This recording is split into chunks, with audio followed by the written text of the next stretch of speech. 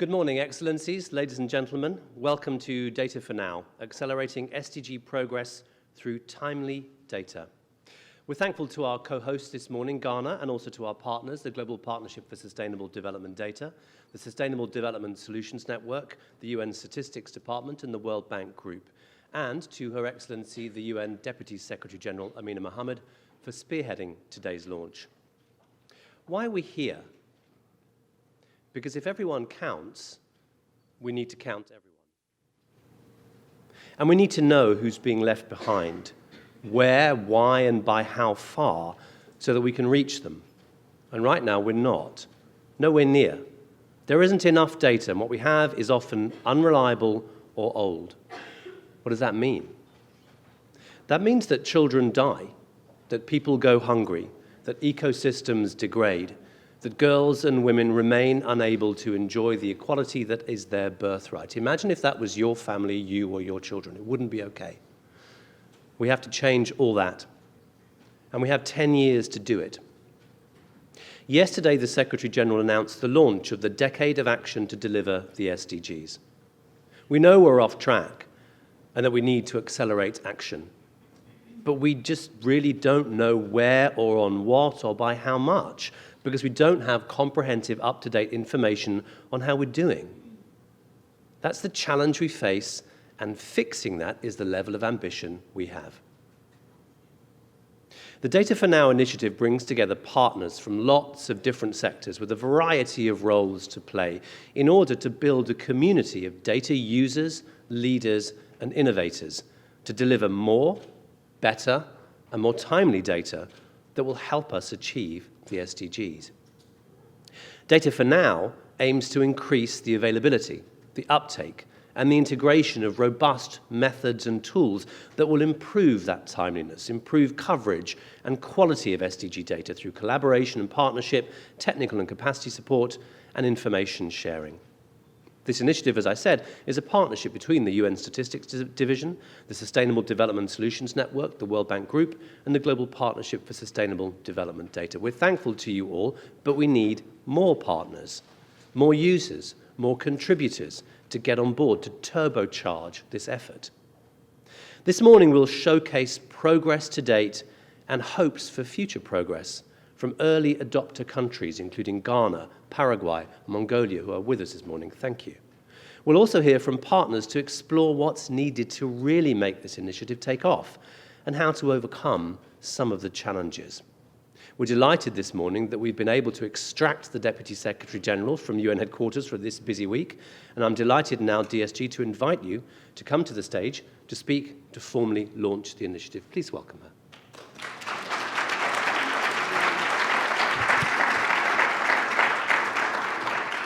Good morning, everyone, our distinguished guests, many friends and colleagues in the audience. It's really great to be with this morning, and extraction it was. We're speed dating this week, so this is where we go. But, you know, great to be able to have a discussion on the steps that we urgently need to take to improve the availability and, of course, timeliness and use of the data for the SDGs. We heard the SG yesterday call for the Decade of Action. It's not that we haven't had 4 or 5 years of engagement. We certainly have, so we know what the issues are, but we've got to step up for the scale of it and the response that's needed at country, and in more often than not, a lot of cross-border issues, which makes it even more difficult for us to know, what kind of data, when, and how we need it. We are, as we heard over the week, off track, both for climate action and for the SDGs, and global hunger is on the rise. Almost 500 million people would remain in extreme poverty by 2030 if we continue the track that we are. Greenhouse gas emissions continue to increase, biodiversity being lost at an alarming rate, and there's no country that is on track to meet the goal of gender equality, without which none of the others would be met.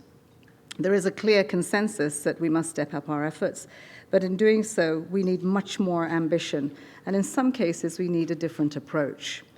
This is certainly the case in the relationship to data. We know that timely, relevant, disaggregated data is central to achieving our SDGs. Since 2015, we've repeatedly stressed its importance for reaching those furthest behind, for securing a full understanding of development challenges, for identifying the best policies for scaling up implementation, and for ensuring, much more importantly, that accountability for commitments that are made are seen in every community across the globe. Yet as we enter what will be a truly decisive decade for our world, access to timely, relevant, and disaggregated data is still a huge challenge and a hurdle. An assessment of 6 countries by UNDESA, for example, found that on average, across countries, data was available for just 20% of our SDG indicators. This was a huge challenge for us when we came to do the report that was stock-taking for the first time in 4 years, and yet we were not able to tell some governments time lags to 1992 on their poverty data. That's not something you want to say at the podium to the world and be filmed back home, that all you can talk about is way, way, way before you were ever there. So you account for nothing in the time that you've done some work. While another 23% could be accessed relatively easily, this still means that countries face serious problems in accessing data for more than half the SDG indicators. And even when the data is available, it often lacks the detail that's necessary to inform policy. And often that policy change, somersaults that you have with the change of administration, doesn't come in time for that administration to use it. So there's all sorts of connections that one has to make to the reality of a time span that you have to do some work. Disaggregated data divided according to income, sex, age, ethnicity, migratory status, disability, geographic location, and other characteristics can be used to drill down into conditions at the local level. In fact, they're absolutely necessary if you're truly to say you don't want to leave anyone behind. Everyone's got to be included in that investment that's to be made, whether it's health, education, the economy itself. And then there's the fact that exclusion from data is one of the most fundamental challenges people face. We no longer see them. Measurement of 65 SDG indicators, for example, depend on the quality of civil registration and vital statistics, but some 1.1 billion people around the world, mostly in Africa, cannot officially prove their identity. They're all but invisible when it comes to deciding policies, priorities, and most of them are among the most vulnerable and marginalized. So, colleagues and friends, when yesterday the Secretary General issued a global call for a decade of action to achieve the SDGs, we need to respond here and now with the data. While there are many excellent initiatives underway to fill the gaps in data availability, we still need better coherence, and we need to reach the scale and coverage much more rapidly. We need to push the boundaries and increase availability for data feeds into our decision-making. Take the development of the national voluntary contributions. Data is a critical piece of that work, and it needs to be together to ensure that it's readily available. All of us need to be working in sync with that. This requires effective collaboration and partnerships, technical support and strengthened capacities, and information sharing. And that's why I'd like to highlight 2 specific initiatives today, which I believe can unlock that data puzzle. First, I'm delighted to launch the Data for Now initiative, just convened by the UN, the Global Partnership for Sustainable Development Data, the World Bank and Solutions for Sustainable Development Network. Data for Now will build capacity sustainably by putting governments, and particularly national statistical systems, in the forefront. Data for Now will also maximize the use of new data sources and technology and create opportunities for collaboration, information sharing between our statisticians, data scientists, and more importantly, the data users. It will build a community of data users, leaders, and innovators, building new partnerships to deliver robust and timely data that will help us achieve the SDGs. And data literacy is going to be at the center of this. I look forward to seeing the first results over the next few months in the countries that have already joined, including Bangladesh, Colombia, Ghana, Mongolia, Nepal, Paraguay, and Rwanda. The second initiative I want to spotlight today relates to financing. The Dubai Declaration announced at the second UN World Data Forum last year calls for a transparent and inclusive financing data facility. This facility would be driven by data needs at the national level and ensure that quality and timely data are available to governments, international organizations, more importantly, civil society, business, and the general public. To scale up existing initiatives, we'll need to mobilize more domestic resources and boost international support. It is time, therefore, to make the financing data facility a reality. Let's work together over the coming months to make this breakthrough happen. colleagues and friends. Through these initiatives, we can blaze a trail of success by working together, unlock data, protect people's privacy, fight for inclusion. We must make sure that data, or the lack of it, does not reinforce leaving people behind.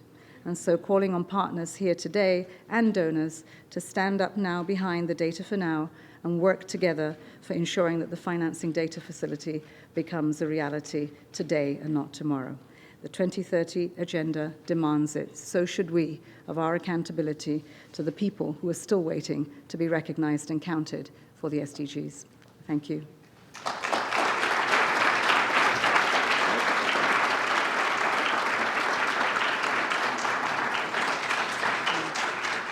Thank you, DSG. Just while we have you, before UNHQ claims you back again, I wonder if we could get you to share some on-the-ground experiences of your time as a minister in Nigeria. And when you were out meeting people, how would better data have been helpful and important and useful and transformative then? Ooh, okay, that's a hard one.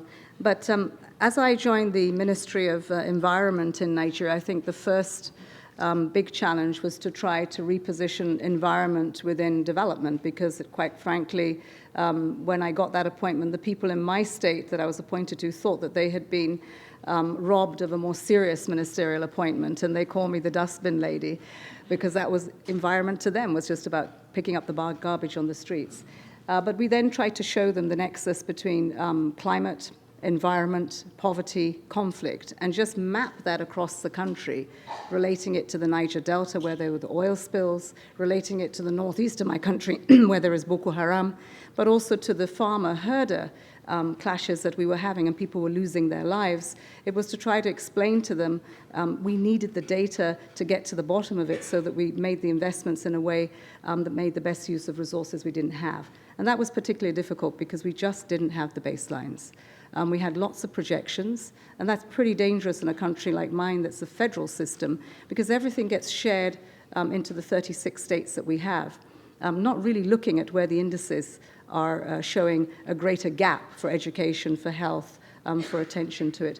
So that for me was a big challenge. It was even bigger when we got to the cabinet table, because around there, to try to show the interlinkages between environment and the rest of the sectors, health, education, industry, the data just wasn't there.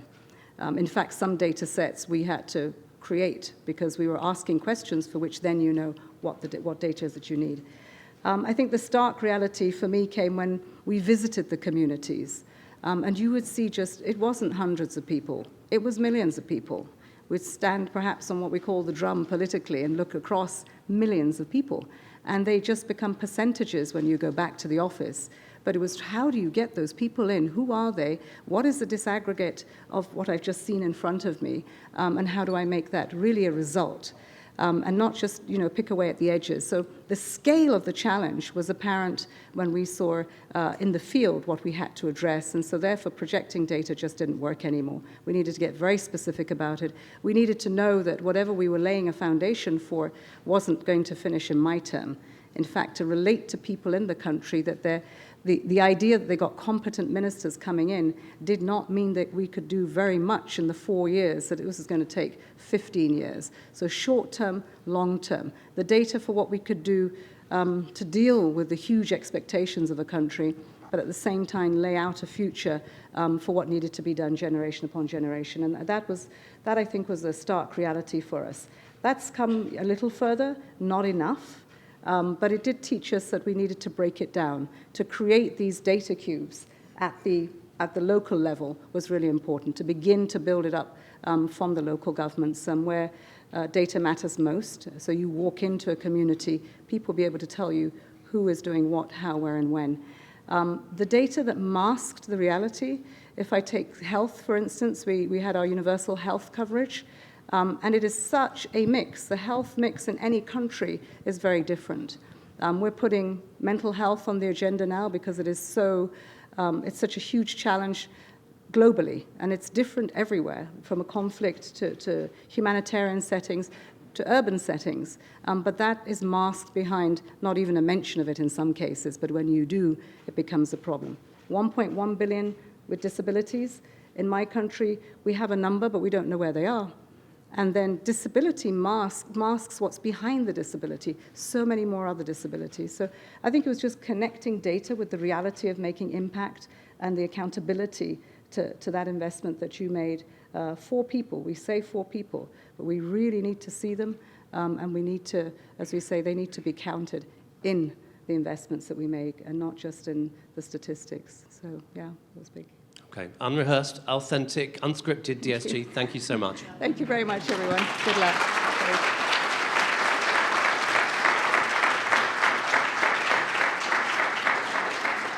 We now have a short video to show you to explain to you what Data for Now is all about and why we need it. So let's roll tape.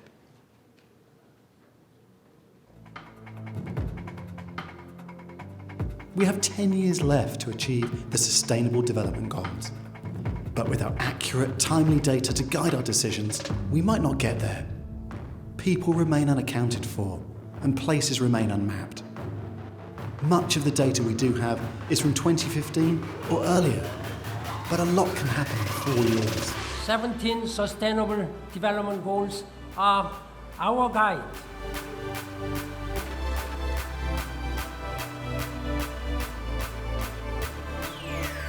This means that the UK has voted to leave the European Union.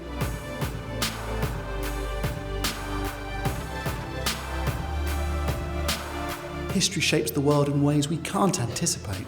How can we rely on data that is years out of date or never accurate to begin with? We need more timely data to achieve the SDGs. Better data, better decisions, better lives. Join us.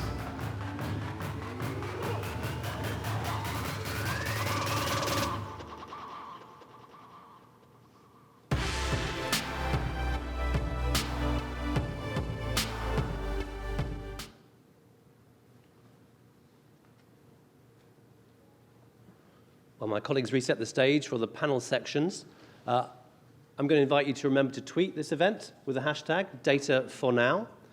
And while you're doing that, I'm going to invite up someone who needs very little introduction in this room.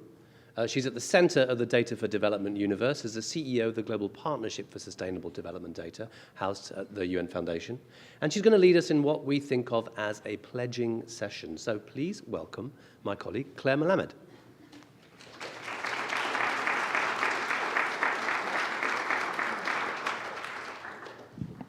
Thank you, Rajesh. Thank you again to the Deputy Secretary General. Thanks to all of you for coming out early morning in the middle of what I know is a very, very busy week. It's already been, that video gives me the chills every time I see it. As Rajesh said, we're going to move now to the business end of the session, where we start to really see how all of the different partners who are here today are going to be contributing or already contributing in different ways to achieving this very ambitious goal of timely data for the SDGs. And it's worth again remembering that yesterday, the world leaders who are all assembled here at the UN pledged to deliver a decade of action to achieve the SDGs by 2030. And what we are doing here today is stepping up and helping them to deliver on that promise. And we heard so powerfully from the Deputy Secretary General how not having the right data at the right time holds back progress. You know, I've heard so many stories as we've been developing this Data for Now initiative and working with our partners to shape it, and hearing how not having the right data at the right time is causing problems right now, like life-saving vaccines going unused because we lack up-to-date information on the births of children, so governments don't know where to send the stocks of vaccine. And as the Deputy Secretary General said, some of the data that is being used to track the SDGs, that is being discussed and debated in the UN across the road right now, was collected before the goals themselves were even agreed. And I think the inspiration behind Data for Now is that perhaps for the first time, this is a problem that can and that we must solve. And we heard the Deputy Secretary General talk about the challenge of scale and coherence, and that is very much what Data for Now is all about. That's why we're here today. Thanks to years of hard work by many of you in this room, by data scientists, by statisticians, by programmers, all around the world, we have the tools to solve this data problem. Data for Now is all about putting those tools to work to make sure that everyone, everywhere, has the data that they need to make progress in the decade of action before it's too late. We're going to be bringing together governments, companies, civil society organizations, of course the UN, and multilateral organizations to build the partnerships at a global and a national level that can deliver the data that we need to understand the world as it is today and keep doing it until 2030. What we want is that as we move together along the road to 2030, we don't want to be navigating by looking in the rearview mirror. Instead, we want to use the best tools and methods available to equip all of those who are responsible for delivering the goals and being accountable for their work. We want them to have the skills and the resources that they need to make decisions on the basis of data that is about the world as it is right now. So there are many, many partners who are already working and will be working together to achieve this ambitious goal. And I'm very delighted to welcome some of them here today to explain what they will do to help make sure that the best knowledge is used to solve the world's worst problems and achieve the Sustainable Development Goals. So first of all, it gives me great pleasure to invite Patricia Obonai, the CEO of Vodafone Ghana, and Max Granrid, the Director General of the GSMA, up to the stage. Thank you both.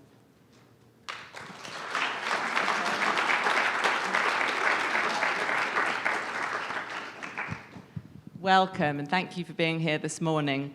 Now, Patricia, you, I know, have been working hard with the government of Ghana to put mobile data to work to help to achieve the SDGs in your country. Do you want to tell us a little bit about how you're helping the Ghanaian government to navigate the path to 2030? Good morning, Your Excellencies, and good morning, everyone. For us in Ghana, achieving the SDGs, as our President has been saying, is important, is fundamental to the country. And that is why Vodafone is very happy to be partnering with government to achieve this. If you look at the way we operate as a telecom operator, it is important that we customize data, we customize solutions for our customers. And so in our world, using data is fundamental. Data is precious. It is important as well that governments begin to see the importance of doing this for timely decision-making. And that is why we stepped out together with the Ghana Statistical Service and also with the Flowminder, which is a non-for-profit organization. We came together to launch the Data for Good project. Now, this project, as I said, is a partnership with government, and this is the first time in the history of the country that a telecom operator will be sharing data with the government and also with a third party, which is the Flowminder. We are using aggregated, anonymized data to track population trends and others. We look at population movements, we look at other trends, and we believe this is what helps to make the life-saving decisions. When it comes to, today we're using it for emergency response, we'll be using it for health delivery, even to distribute insecticide nets to specific areas where the people need it, and also in future to look at agriculture and to look at transport. So this is key. Privacy is important. We're looking at the very high standards of privacy so that we don't breach anything when it comes to what is important to our customers. So we are taking privacy very serious. In the end, Ghana is a better beneficiary if we begin to use data. And we're hoping that we can get, this is the start with us, and I believe we can get the other telecom operators in the country and across the world to take part in this rallying call. And so we add our voice to what our DSG just said. We need everybody to come together, to put data together, to use it to make very predictive, very timely, accurate decisions. Thank you. Thank you. Thank you, Patricia.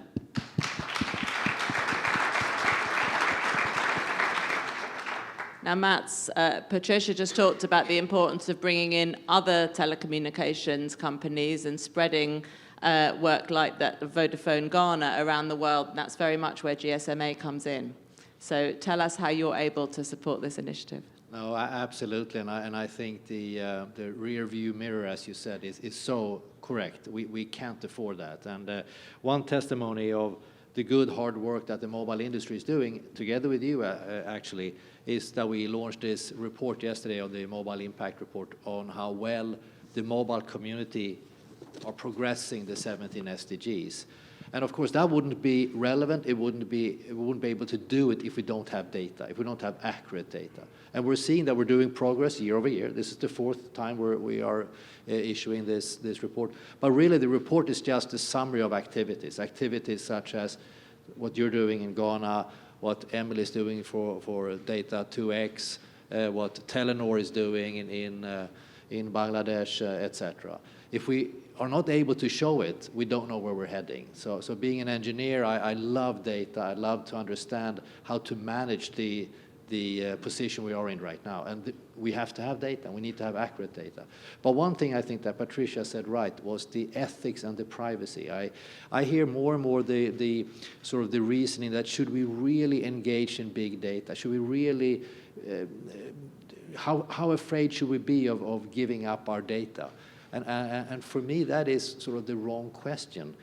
Big data for social good has a phenomenal impact, as you said, Patricia, to save millions of people's lives. If it comes to early warning system in Japan with earthquakes, or if it's climate change activities in the Swiss Alps, or if it's multi-drug resistant malaria activities or tuberculosis in India, they're all critical to have data. So the real question is, how do we handle data? Not the tool itself, but how do we handle data from a privacy and ethics perspective? So we have a board, when we work with big data, where you are part of, GPSDD, which is fantastic, because we need to educate ourselves on how to handle big data, and that coupled with AI. We're doing good progress, but there is way much more work to be done. Thank you both. And if you both had, I strongly suspect that there are other colleagues from other telecommunications companies or from the industry in the room.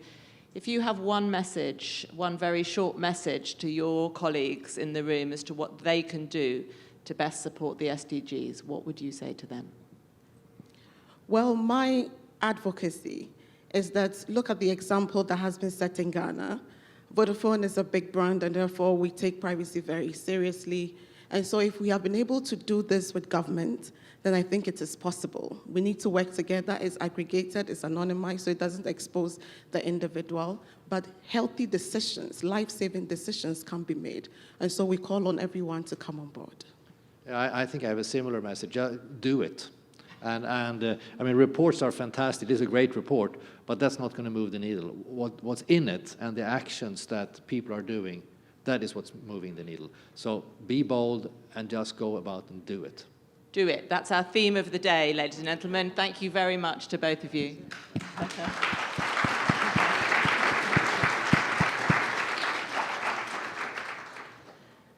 And now I'd very delighted to welcome David Beasley, the Executive Director of the World Food Programme, and Eric Jing, the partner and board member of Alibaba and CEO and chairman of Ant Financial, to the stage. Gentlemen.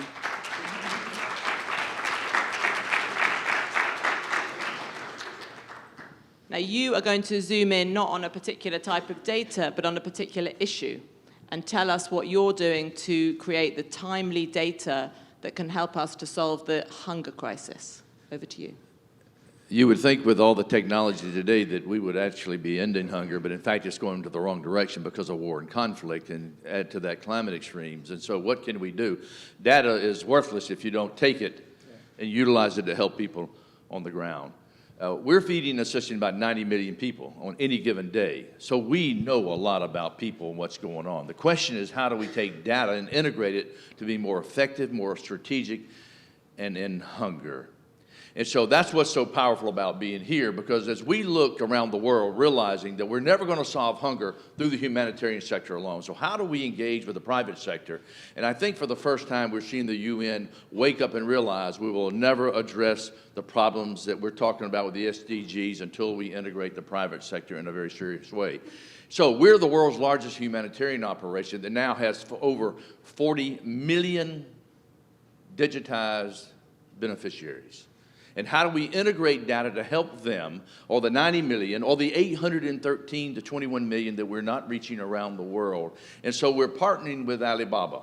And Eric and his team have been fantastic to work with, because now we're going to show you how to bring reality to the ground. Wow.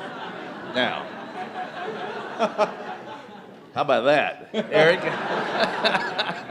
And so, with the World Food Program and Alibaba and financial and the CEO here, Eric's team really has been quite remarkable. We're talking about a hunger map where, because I hear people talk about, zero hunger and this goal and that goal. I'm like, well, what's your plan?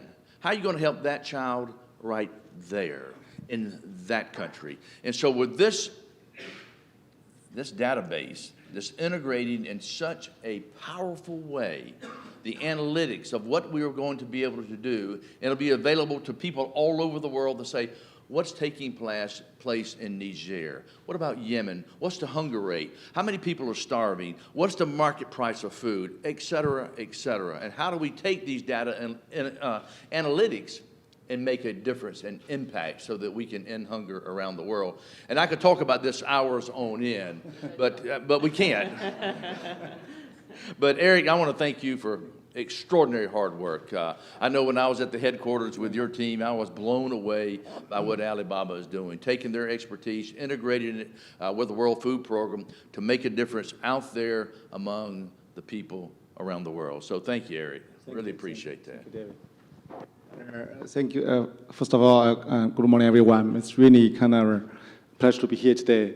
And thanks, David, for trust. And I'm extremely honored to, this time we partner with the WFP.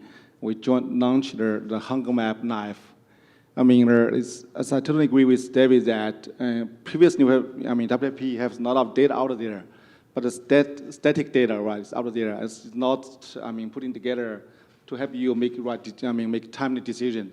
So by using technology to support WFP's operations, we using technology to support that, really can put data, together so that can enabling, a timely and informed decisions, and give you, kind of the when in the emergency scenarios, can give you, a very shortened response time, so they can take immediate action. And also, because of that, can really optimize all our operations, in terms of fighting the hunger. So and reduce the rescue cost so much significantly. So that's something objective we can achieve by working together. So and Alibaba and the WFP, we have shared visions to really kind of fight for the hunger to serve the underprivileged group of people. And we want to, by working together to achieve the SDG 2 by 2030. That's the whole world is free of hunger. That's the purpose of these initiatives. And we start the collaboration back to 1.5 years ago in China, right? At that time, we kind of looking at to support one local QA farmers, to bring them onto the e-commerce platforms so that they can sell directly their products to the market, got direct access, so they can have, good sales, they can have good margin on that. So we're starting from that, and we are extremely happy that we can partner with WFP in the journey after fighting the hunger. I'm extremely honored. So that's the visualized map. It's amazing. I like that. So everyone can see that with timely, all the data, real time, so that really can. So data is there. The power is how you going to utilize that, unleash the power of the data to further, to solve the problem. That's the key. Thank you. Thank you both, and I encourage everyone to. Thank you. Thank you both very much. Great example, I think, of exactly the kind of partnerships that we're hoping to develop and to scale through this initiative, and I very much encourage everyone to go and look at the map and find the countries and the people that you care most about and see what the hunger map looks like for them. Thank you both. Thank you. Thank you. Thanks.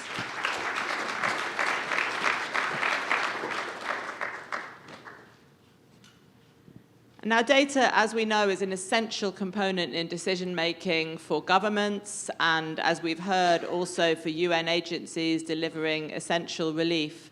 But data is also an instrument for advocacy and for campaigning.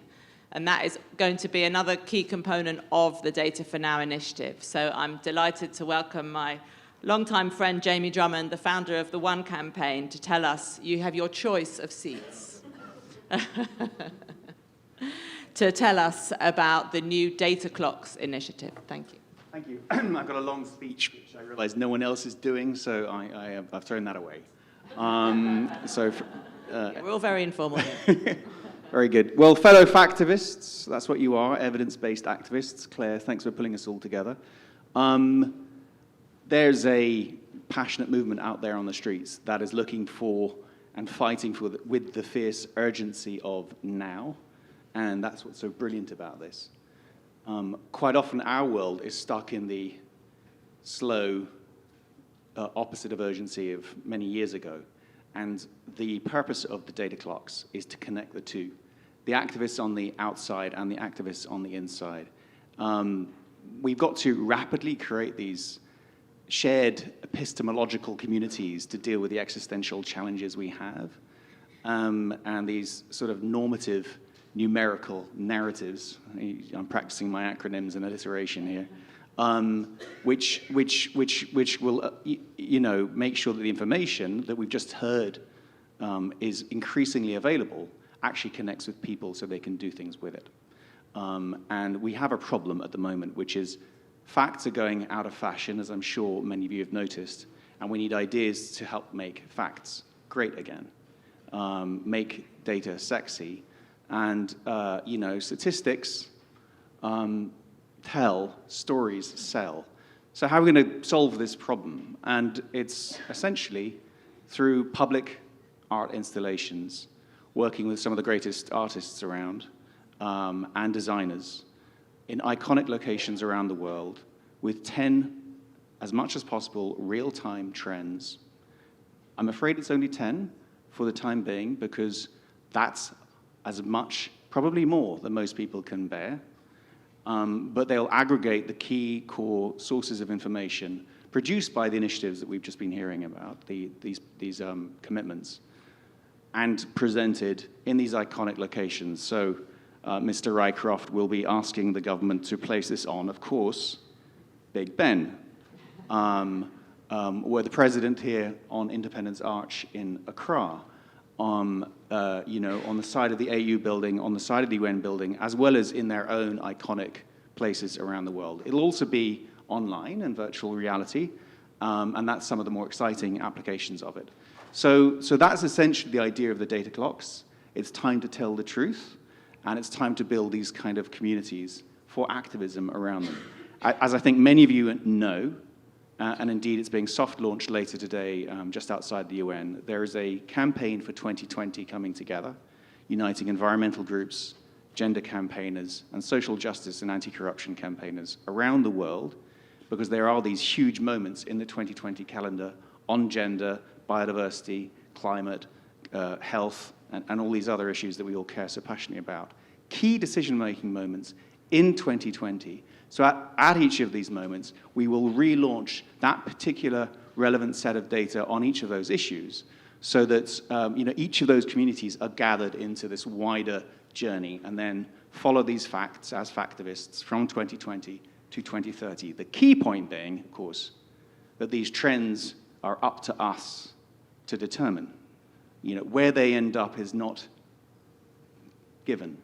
It is up to our actions to bend these curves, change these trends. They're not inalienable forces. They are the product of our activism, our factivism. So that's essentially the idea. We have, I'm delighted to say, seed funding from a range of partners. We're working with your great team, with the SDSN team, and Jess is somewhere in the crowd. We'd love to work with all of you. This has to be a joint effort. And I'm delighted to be working with Rachel and Richard Curtis and the fantastic team at Project Everyone, whose vision is that everyone around the world knows the goals, owns them. They are their personal tools for action, not some distant UN project you do not care about, but your personal scorecards for action for people and planet. And the data clocks are a key component of that. Thank you. Yes, round of applause for the data clocks. And now, I think you saw an inadvertent sneak preview a moment ago of the video that explains. It was it was a little taster to whet your appetite for the data clocks, and I think we can now show you the video in its entirety. Roll the video, please.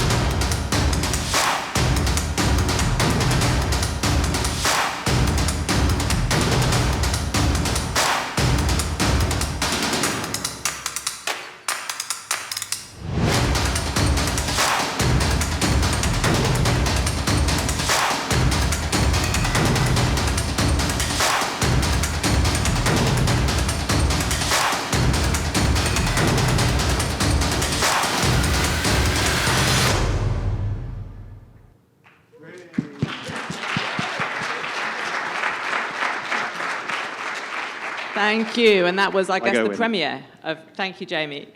We need your help. Thank you. Oh, wait, we need your microphone, though.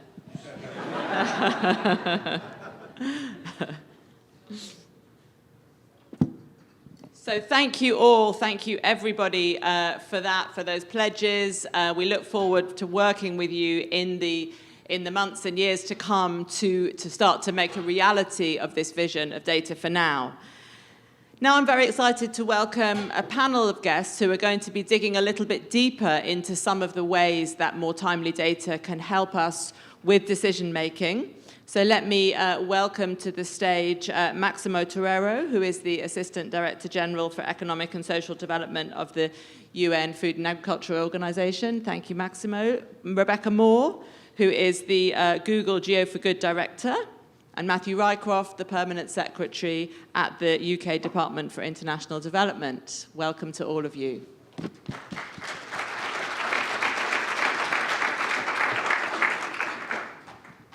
So let me start with you, Maximo. We've just had the UN Climate Summit that obviously has brought the urgency home, I think, to all of us of climate resilience and food security.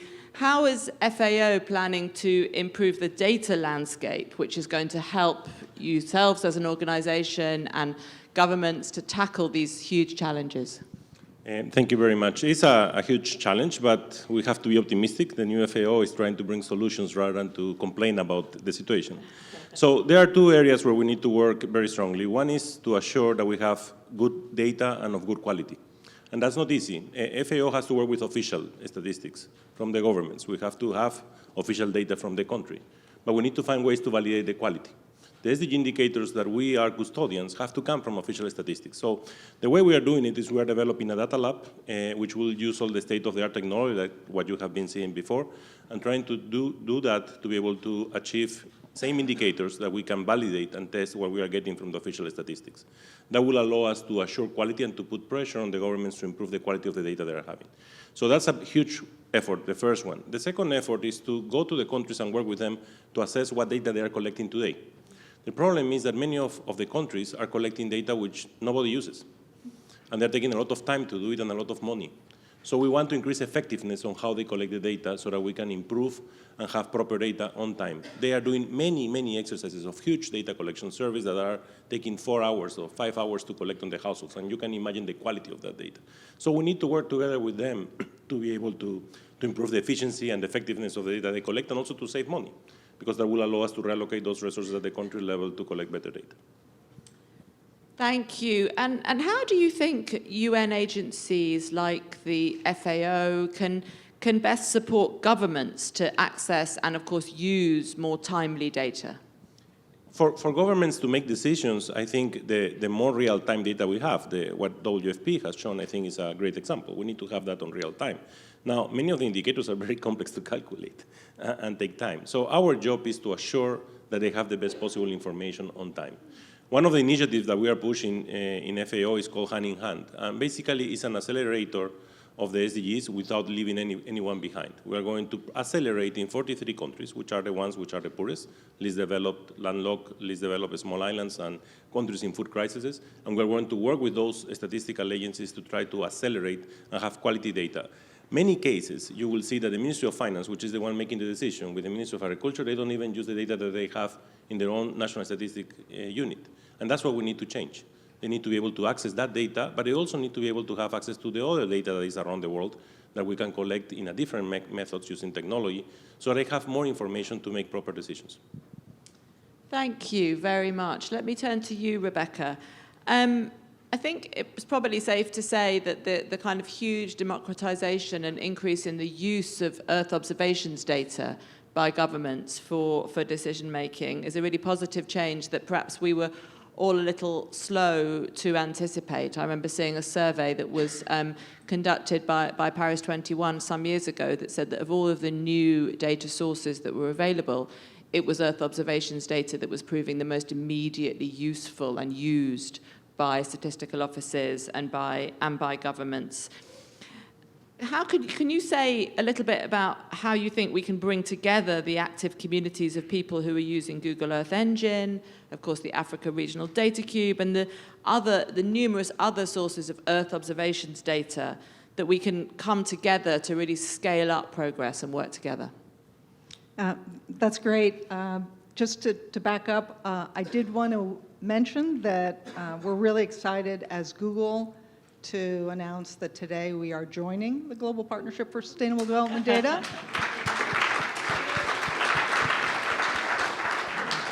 We are perhaps a little late to the party, but we still have 10 years to make up for lost time.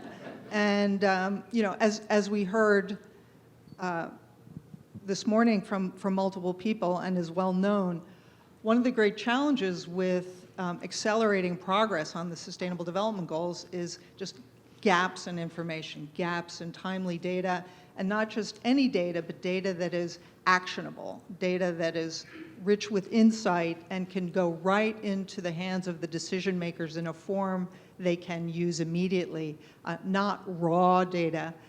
There's actually an overwhelming amount of data from certain perspectives. I think we like to say we're drowning in data, but thirsty for insights. And I think that's where Google can help contribute with the kind of capabilities we have for mapping, with cloud computing, with AI, with organizing all of this information and making it much more accessible and useful to the countries and the decision makers. And stepping back on that, our journey with this started 10 years ago at a meeting in Brazil of the Coalition of Rainforest Nations.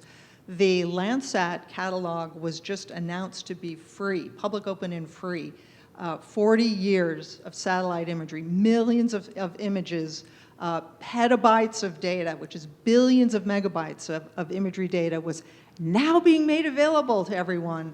And, great, right? Well, I was in the room with the countries who were saying, well, wait a second, we have very low bandwidth, we have power failures constantly, our computers are 12 years old, and you're expecting us to work with petabytes of data that we download every day and continually update the software, and excuse us? So that was when we came to learn that it would be helpful if we could play a role in managing that data, helping to organize it, make it more accessible. So we built Google Earth Engine, a platform that has hundreds and hundreds of feeds of satellite data, other types of Earth observation data, coming in hourly while we're sitting here from all major public data sources and staged in an analysis-ready form.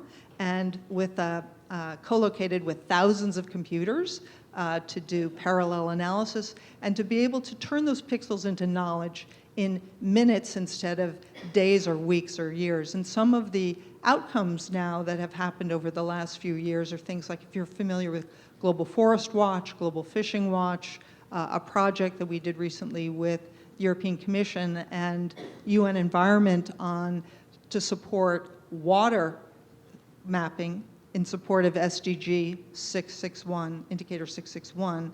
That involved analyzing millions of satellite images of the planet going back 32 years to look at the history of water on the planet at a very high resolution level and put that in the hands of countries for understanding trends in water. That analysis would have taken 1,200 years on a single computer, but we had it in a matter of days. It's also being used for things like malaria prediction. FAO has built a locust outbreak predictor, because when you have this data coming in hourly, weather information, satellite data, you can make these type of real-time predictions and do what's being called precision epidemiology. And so it's we have a vibrant community now, over 100,000 scientists and practitioners, users using it constantly. What's exciting about joining this partnership is the Global Partnership for Sustainable Development Data is very focused on the SDGs, very focused on the needs of that community. The Africa Regional Data Cube has mobilized a set of countries that are working on very specific problems. And so our commitment is to work with you and to support interoperability of this community, getting back to your question, interoperability of the community that we've created with the community of practice of the Global Partnership of Sustainable Development Data, with the Africa Regional Data Cube folks. And as a practical example, since we have what seems to be acknowledged as the largest continually updating public Earth observation data catalog, how can we make it easy for countries to come and say, okay, I want the data for today, for this region, and give that to me as a data cube that I can use in whatever tool I want to use. So we're already working on that with your folks, and we expect to do more. So this is the beginning of our journey with you. We are committing to listen, to learn, to be engaged, and to contribute whatever we can to this great challenge of sustainable development. Thank you, Rebecca. We're delighted to have you. Welcome to the partnership.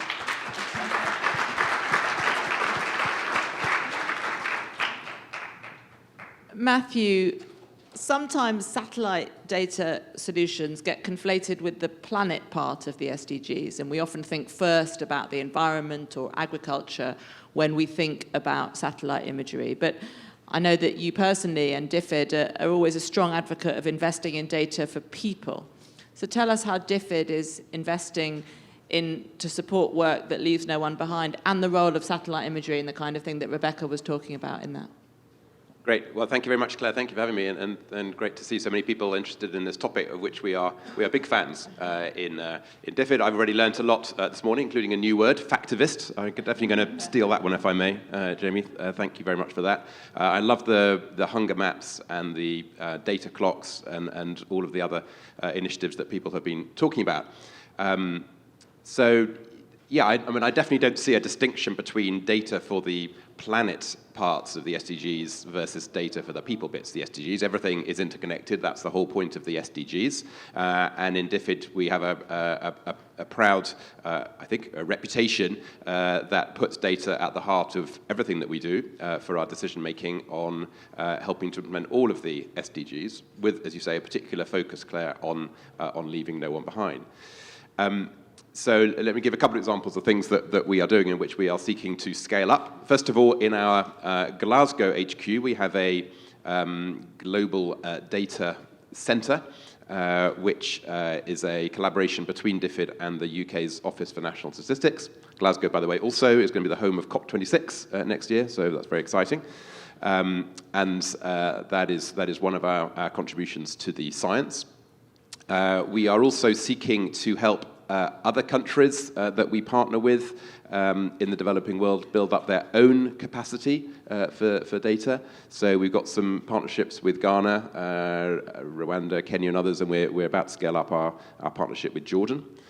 And on the geospatial stuff, I've talked before about an award-winning project that we did with the Met Office and NASA, I think, about Yemen, and using the imagery to predict where cholera outbreaks might occur, and then you move the humanitarian supplies into those places in a sort of form of prevention. I think that was a wonderful example of the sort of power of the data, and then eventually the insights that come from the data that Rebecca was just talking about. And we really want to scale it up, and we can see multiple uses for that. So thinking about the way that bodies of water are changing, thinking about, if you could count the trees, then you can begin to tackle deforestation. If you could count the cattle or the livestock, then you could begin to sort of think about all sorts of different patterns, all of which are going to be essential to effective delivery of the SDGs. So I think it's a really important agenda. We don't pretend in DFID to have got it right. I think we probably got it more right than other parts of the British system, which don't necessarily have data and evidence quite at the heart of decision-making the way that we seek to have in the Department for International Development. Thank you, Matthew. If I can just pick your brains, really, and ask on behalf of the audience for some advice. Now, DFID, obviously, has been a leading funder, as you say, of projects and programs around the world that are improving data systems. And many of us here are involved in trying to persuade other donors and other governments to take data as seriously and really invest in data as part of the critical infrastructure for delivering the Sustainable Development Goals. So tell us, what's your secret, and how do we get other governments to do the same? Well, I don't pretend I have a secret. If I did, I definitely wouldn't share it with all of you. No. And there are lots of other donors. There are lots of other countries that are joining us in this coalition. I thought Amina Mohammed put it very well this morning when she was talking about the power of disaggregated data in a federal country. So, and actually the hunger map was fascinating, wasn't it? Because I don't know if I mean, maybe you could pause on it later on, and you could see that you could dive in not just into Yemen, but into one particular bit of Yemen, and you could go down and down and down into detail by the looks of that little snippet on the screen behind the speakers earlier. And that's just the sort of thing that we need to be able to do. I mean, as I was saying earlier, we pride ourselves on putting this at the heart of our decision making, but we know that we need to do way more, and we often complain ourselves that we don't have the data in enough detail to disaggregate further. So we cannot go down into it with reliability and look at the gender aspects of it, for instance, or thinking about the people with disabilities. So definitely seeking further investment in all of that. Thank you very much indeed. So I'm going to ask, if we have sufficient time, I'm going to go to the audience and ask any audience members who would like to either ask a question or to announce some very short terms to sort of state what they're doing to support this initiative. But first of all, while everyone just prepares their comments, let me just ask all of you for just a very short sentence on what are you most excited about in terms of the use of timely data in being able to solve very specific problems that you see in your work that we're not able to solve, but we could if we had more timely data? Maximo. So one of the things that for me is crucial is linking dots. So data could help me, and real-time data, to see how correct are the policies being implemented. So if we are also taking into account the policies as data, and we overlap that with the data that we are getting in terms of the outcomes that we are observing, that will bring us enormous ideas of what are the inconsistencies in the policies and will help policymakers to be more efficient. For example, if you want to do irrigation in a location where there is no water or the water frame is too low, that has a significant consequence. So any policy taken as data and comparing that to the reality and the outcomes we're observing, I think will help enormously to increase effectiveness of the policies being implemented. Thank you. Yeah, I guess I think that there's an untapped potential to fulfill this ability to, we have all this big data from space, we're now getting our act together as far as mobilizing huge computational resources. Now there is AI and the connection of this kind of Earth observation data with AI is the next frontier. There's a lot of hype, but we're actually also seeing really positive early results, that the speed and the accuracy of the kinds of things that can be learned from this data is going to be transformed.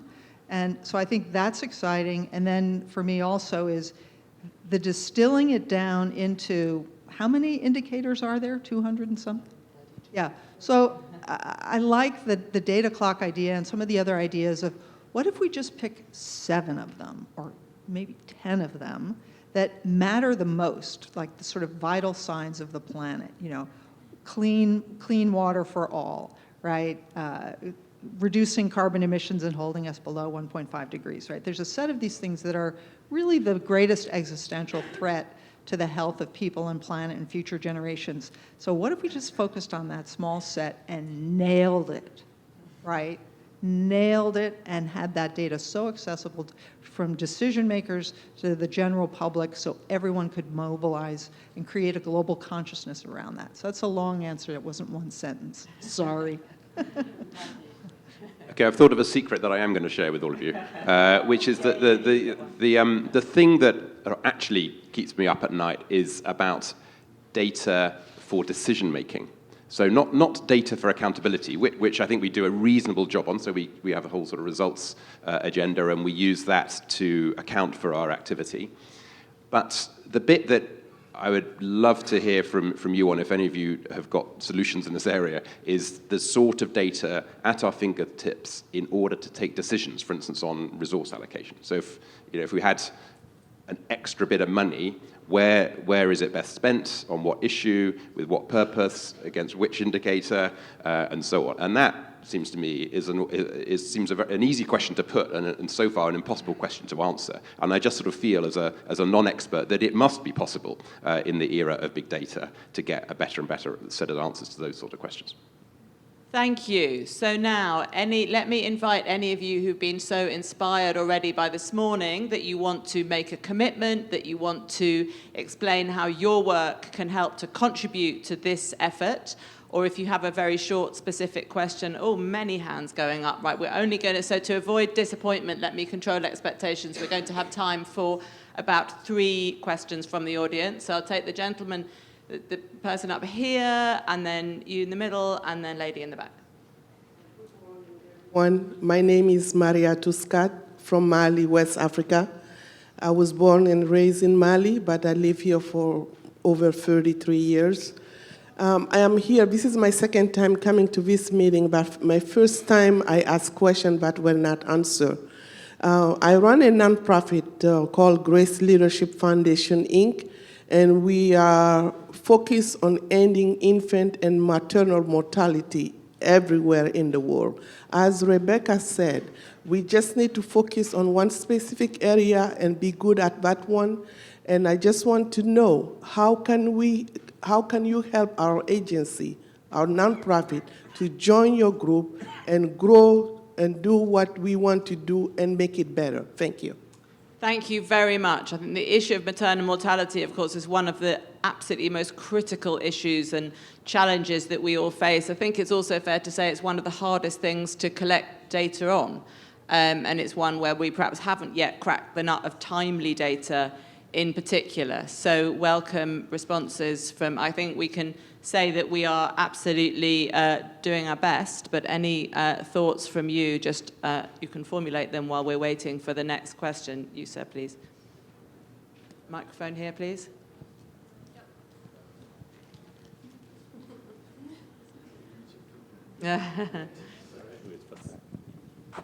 Yeah, thanks very much. Malcolm Childress from Global Landlines and the Prindex Initiative.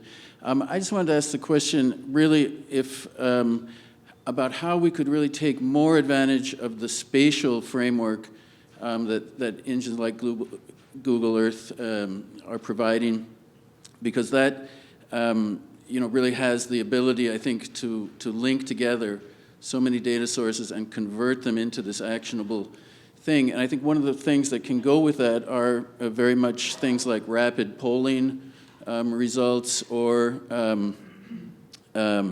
data gathering from market sources. The Prindex initiative, which we're doing, which we're with funding from DFID, uses polling methodology to ask citizens about their land tenure security, their property rights, and if they feel they're in danger of eviction or losing those. And we see a great potential for mapping those areas, showing hotspots, and then linking those with other things like housing for the SDGs.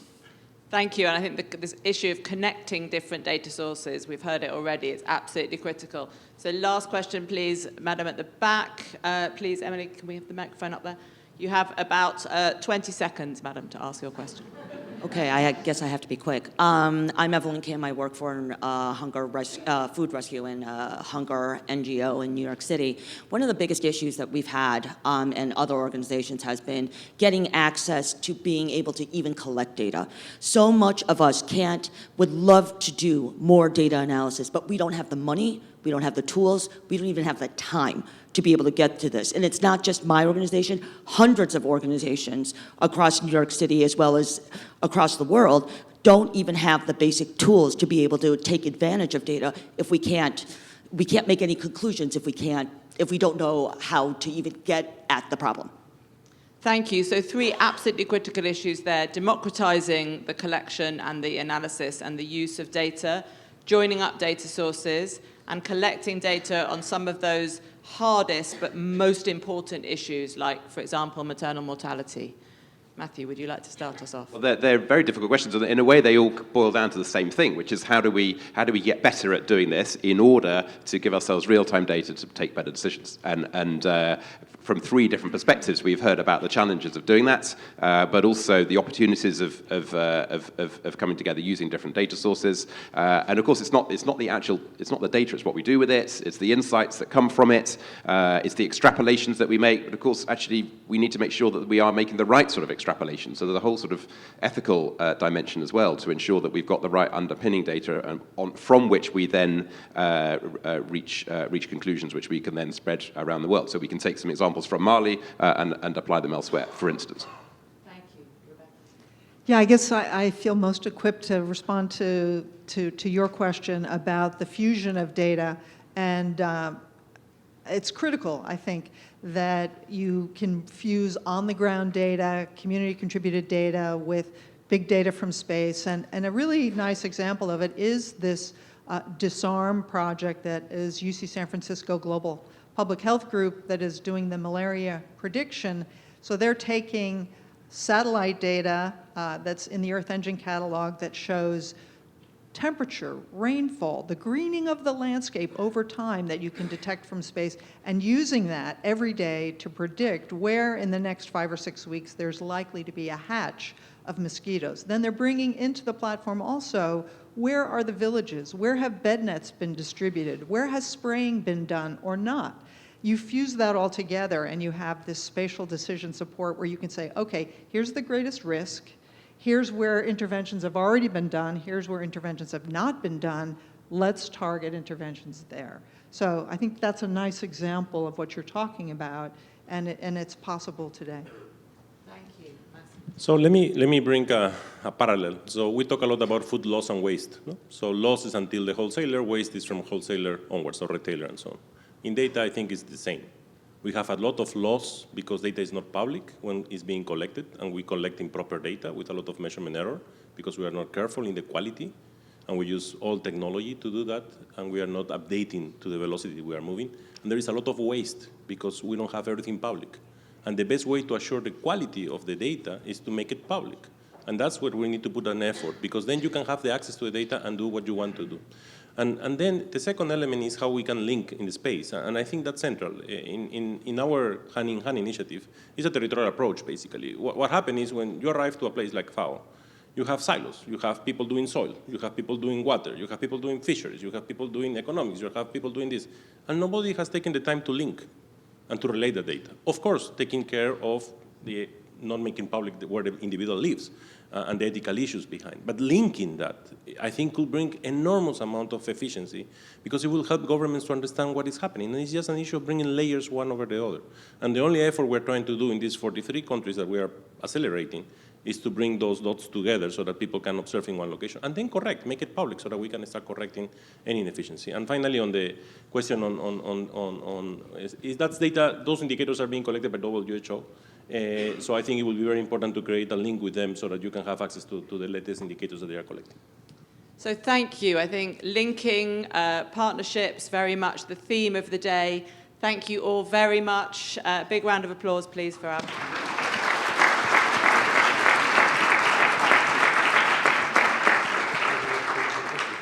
And now let me welcome back Rajesh, who is going to see us through the second half of our program today. Thank you. Thanks, Claire.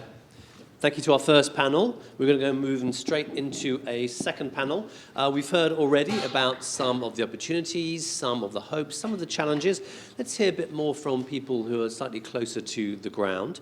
In this session, we're going to hear from some of the founding partners of the Data for Now initiative and from some of the countries that have been early adopters. What do they all see as the progress, the obstacles, and the need to clear the way? I'm going to invite all of my panelists to please come up onto stage right now, and then we can kick off the panel. Come along, panelists.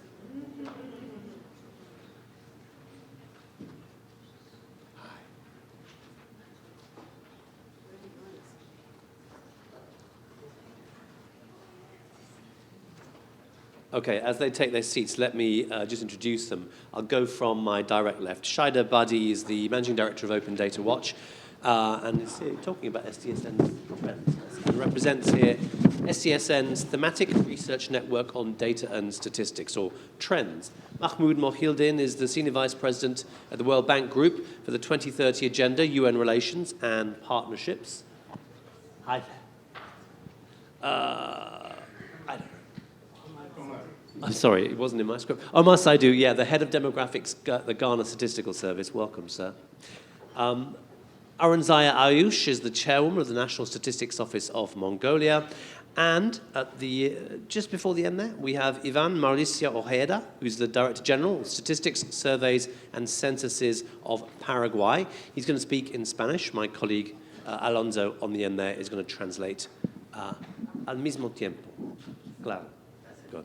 Okay. Mahmoud Mohildin, let me start with you. The World Bank is one of the partners driving the Data for Now initiative. Given that your board is every country of the world, what are your hopes inside the bank for this initiative? You know, we've got some early adopter countries that are with us on the stage, but your remit is across every nation. What are you telling them about the possibilities for them getting on board with this? Right. I'm happy and pleased to be part of this. And my institution, the World Bank Group, is very much proud to be part of this great initiative because without it, we are very much running the risk of the following. That if we are following the current path of achieving the SDGs, it is not very likely to achieve some of the essential goals and targets, including ending poverty by 2030. And this is very bad news. And to make that kind of bad news more compelling, that you will not really know anything about that before 2034, because there is a kind of a lag of data today. We are referring to 2015 data when it comes to ending extreme poverty. And the story is the same for many other goals. So I think we need really to have, as mentioned repeatedly, that we need to have timely, accessible, affordable, accurate data. And let me just tell you a couple of things about the dynamics, potential dynamics of this initiative. And I'm happy to be here with one of the champions of data. And I remember that in the first day and the last day that I met Bob Zolik, the former president of the World Bank Group, that he told me when I was assuming my responsibility as managing director of the bank, that one of the initiatives that just started, and it's my responsibility to use it as part of the open knowledge and open solutions, is the open data system that Shaida Badi and her team had really helped doing. I think many of the speakers spoke about the importance of data for decision making, for accountability, for the role of the parliamentarians, for media, and all. But I had another story there, because if you are a student in a country like Egypt, and you need to have some essential data This is, at the time, before 2010, this is equivalent to 6 to 7 months' worth of your salary to get the essential data. So there are many things that we are not aware of, as there are many other things that we are aware of when it comes to opening data systems, and to make that affordable, and to make that accurate, and to make it accessible. And another quick story about how to make matters accessible. I know that data scientists, especially my fellow colleagues at the Faculty of Economics at Cairo University, the statisticians, and many of them here around the world, sometimes they brag too much about what they do, and they have to do that from time to time to protect the professionalism and to do a better job in that. But when you are providing the final product, you need to be as smart and accessible to one of the smartest people I knew, and I was happy to listen to many of his lectures, Kenneth Arrow. When he came to the World Bank, there were a group of students from around the world attending 2 seminars, one by him and one by a newly graduate from one of the top universities. And when we chatted over lunch, so the guy said, well, this new guy coming from that top university, you only understood something like 10 to 15%.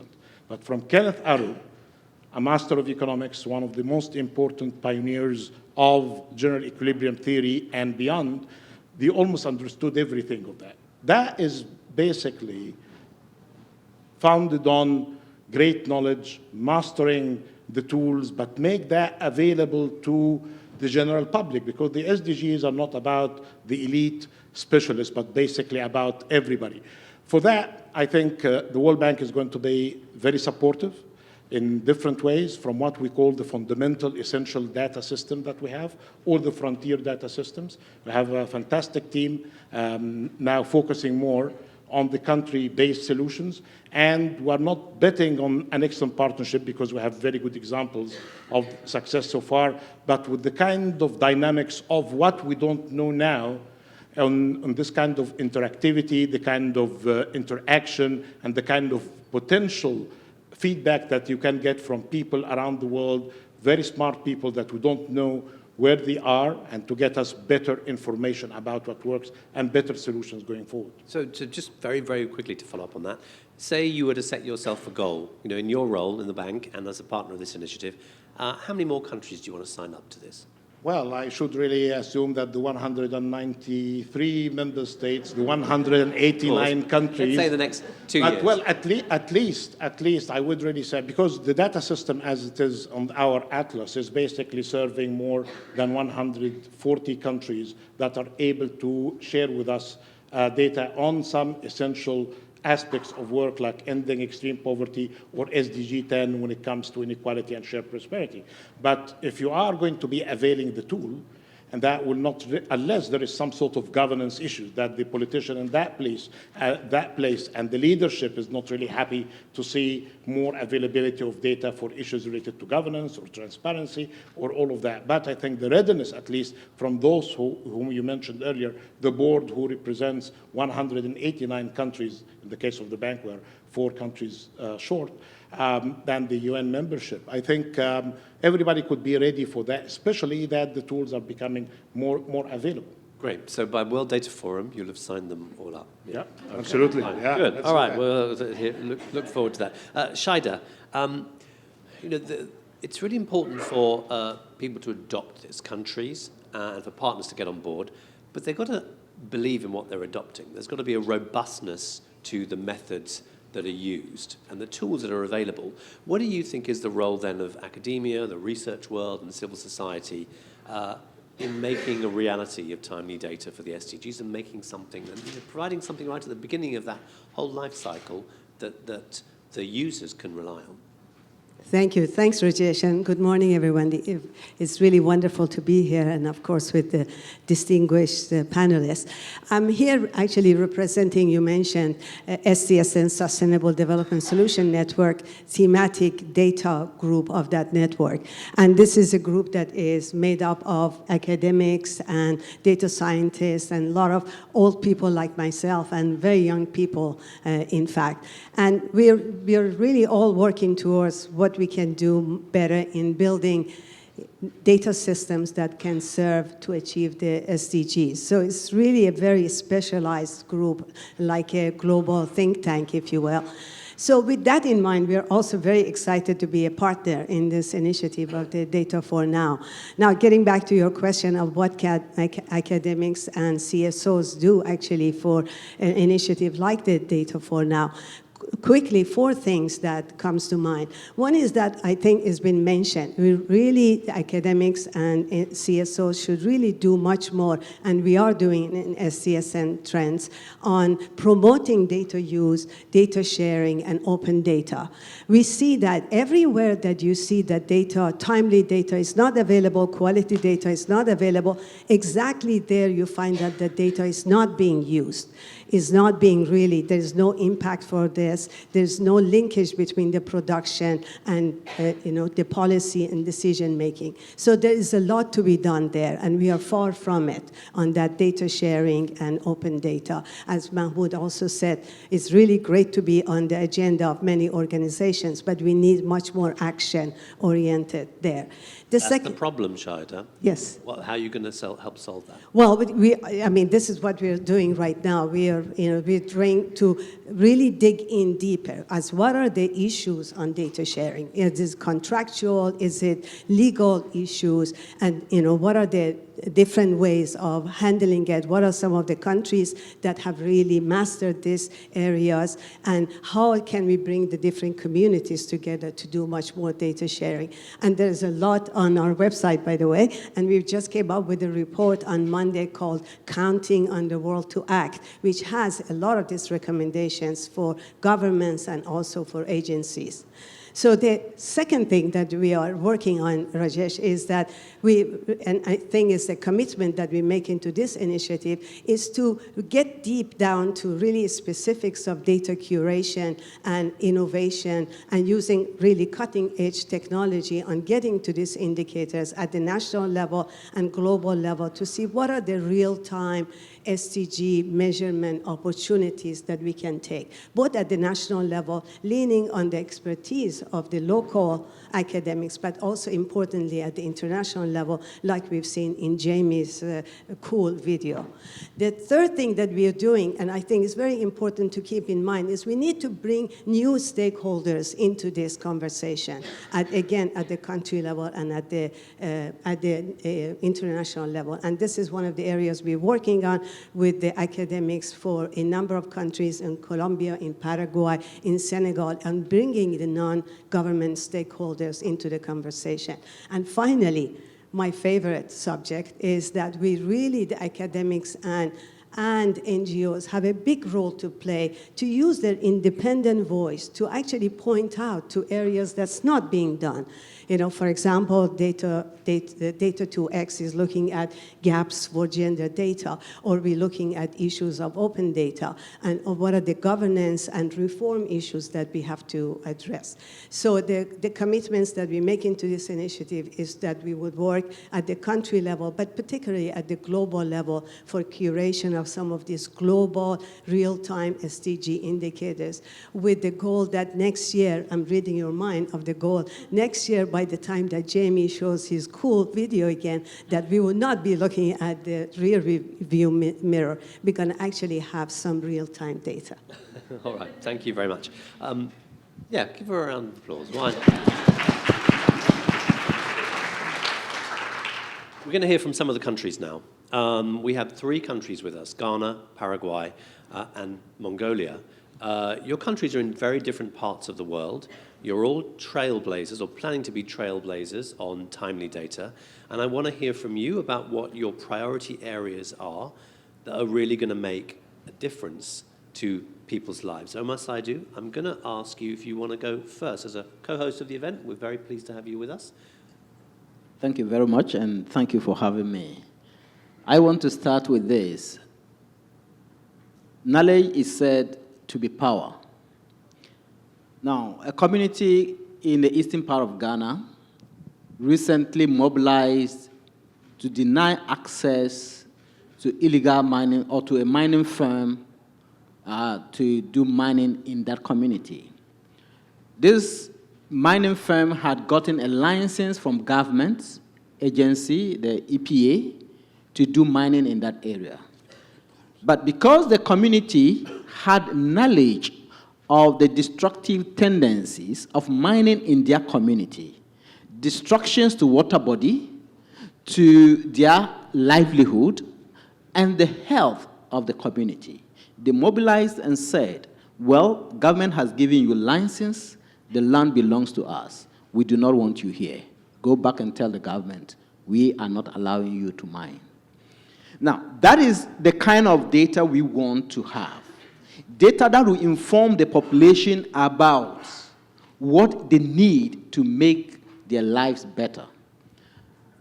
As a national statistical institution in Ghana, we've taken the necessary foundational steps to ensure that going forward, we're able to achieve that. Now, one of the key things is, for instance, our 2020 census is just around the corner. We have tried to map up which SDGs our census is going to measure. And once we go into the census in 2020, we wouldn't want to wait for 2023 in the next census to have some of these basic indicators updated. Government has already put in place a structure that has engaged local level statisticians across the different local areas in the country. So with our digital census coming up, we are georeferencing virtually all these indicators. And it is expected that these district statisticians will go ahead and annually update some of these indicators so that we don't have to wait for 2030 before we have data on this.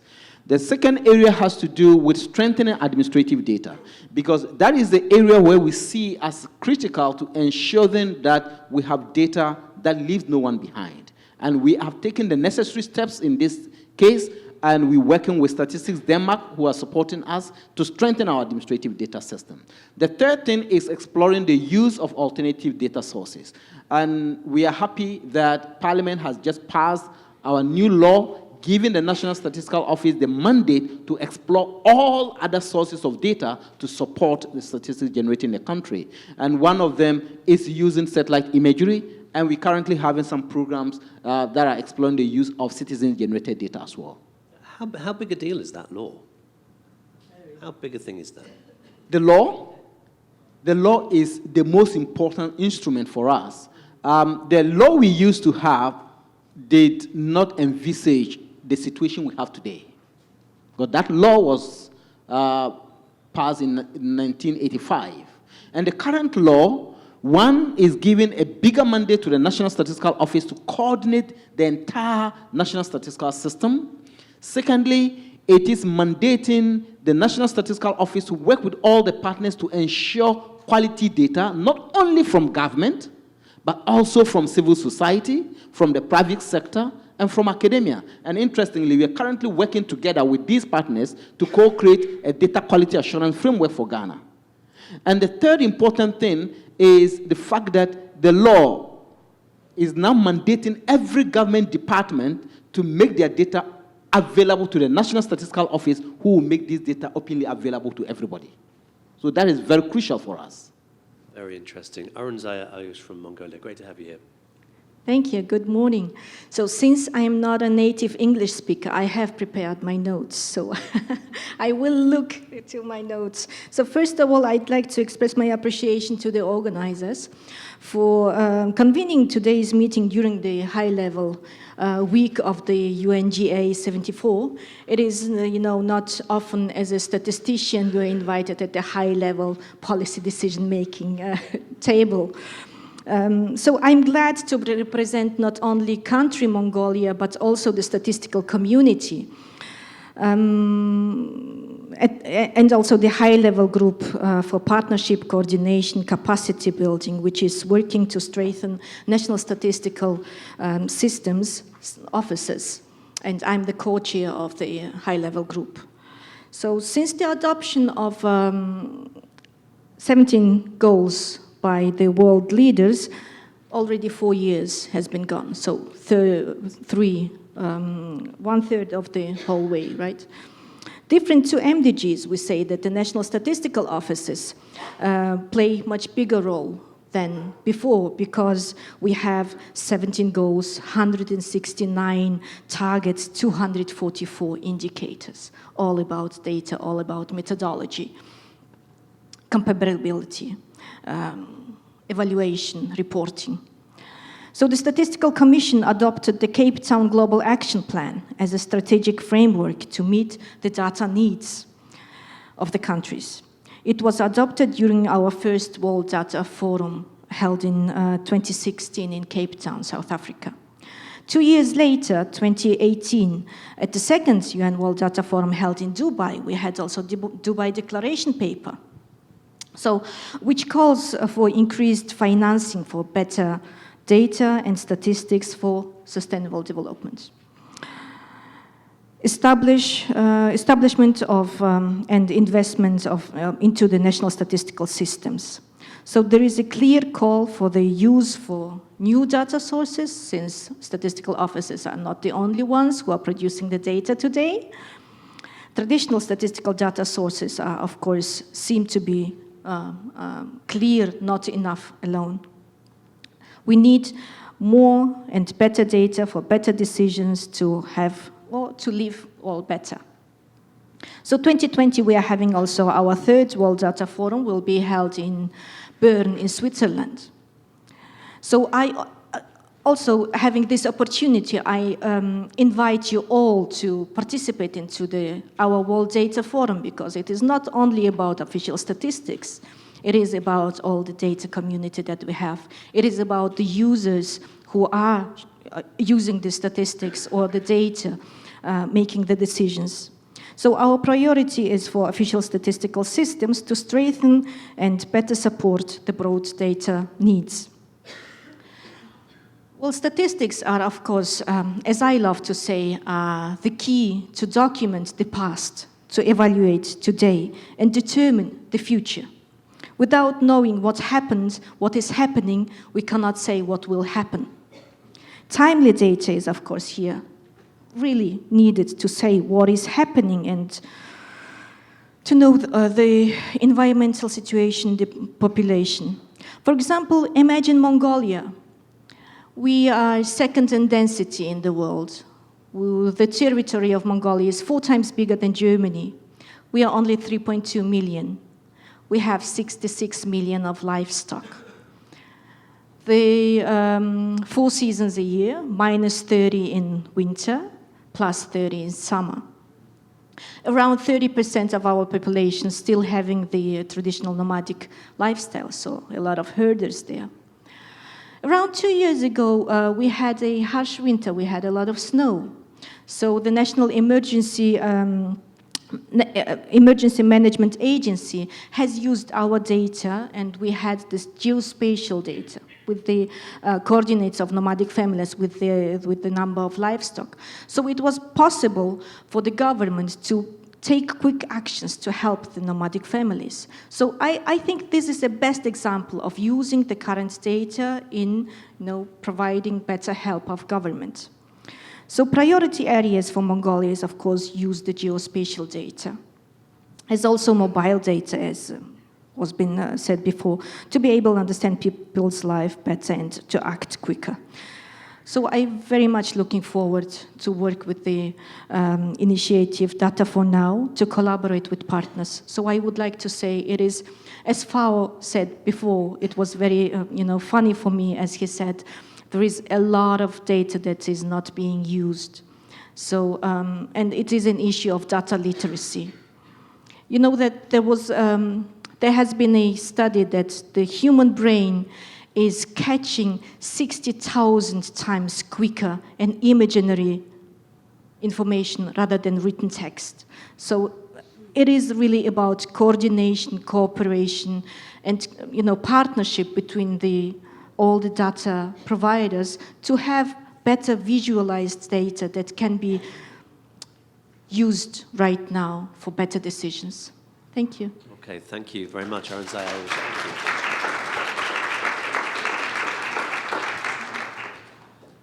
Señor Oida, por favor, adelante en español. Muy buenos días, muchas gracias por la invitación y a los organizadores felicitar por este tan importante evento. Pido disculpas por la limitación del idioma, pero gracias al compañero y amigo Alonso vamos a salvar esa dificultad. Good morning, thank you all. I'm really happy to be here. Sorry for the challenges in terms of language, but I am happy that someone's going to be able to translate for me. En primer lugar, quiero mencionar que el Paraguay cuenta con un marco normativo estadístico que data del 20 de febrero de 1942, en el cual nos hemos propuesto actualizar y modernizar ajustándolo a la legislación más moderna que existe a nivel internacional. En ese sentido, se pretende en primer lugar la creación del Instituto Nacional de Estadística, INE, así como también la modernización del Sistema Estadístico Nacional.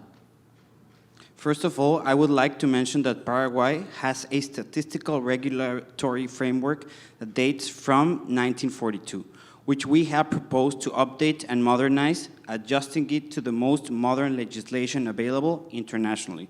In that regard, the creation of the INE, the National Statistics Institute, as well as the modernization of the National Statistical System, is our first step and our first priority. Actualmente, la Dirección General de Estadística, Encuestas y Censos realiza operaciones estadísticas tradicionales entre las que podemos mencionar el Censo Nacional de Población y Vivienda, el Censo Económico, encuesta de hogares para medir la situación de empleo y pobreza, así como anuarios estadísticos. Currently, the General Directorate of Statistics, Surveys, and Census carries out traditional statistical operations, highlighting the following: the National Population and Housing Census, the Economic Census, household surveys to measure employment and poverty, as well as statistical yearbooks.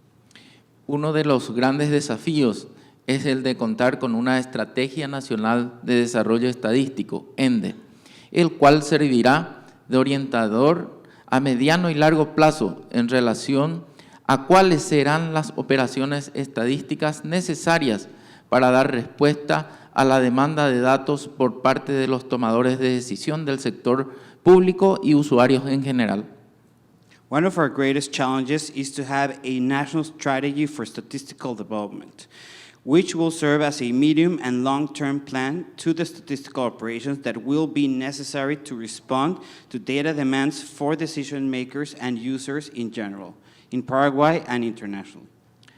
Además, en el contexto de los requerimientos de información para dar respuesta a los objetivos de desarrollo sostenible, la República del Paraguay ha alineado su Plan Nacional de Desarrollo 2030 a los ODS y para la medición de los avances ha depositado en la Dirección General de Estadística, Encuestas y Censos la plena confianza para tal delicada responsabilidad.